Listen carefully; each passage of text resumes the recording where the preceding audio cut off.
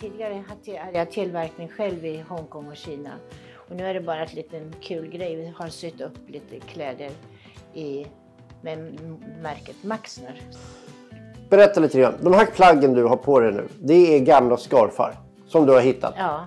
Som du har kommit på, det här kan jag göra någonting annat med. Och så pratar du upp det med din kompis. Ja, som är skräddare. Som är skräddare. Så har ni sytt om dem då, i det här fallet till tuniker. Ja. För att återvända scarfarna till något annat. Ja. Det är ju superroligt. Ja, för vi har lite andra idéer också som kanske blir lite mer avancerade, hoppas jag. Men det här är bara en liten kul grej. Ja. Ja. Så du går omkring i en scarf nu? Nu går jag omkring i en scarf. Ja, Eller den här. Ja. Eller den där. Den är lite elegant, den här med svarta byxor till. Mm. Det är ju apropå det här med att vara lite klimatsmart och återanvända så är ju det jättebra. Ja. Och det är ju follat och klart, vet du. Det är bara så det är väldigt enkelt. Ja. Bra idé för alla som vill göra någonting av sina skavsar. Ja, visst. Ja.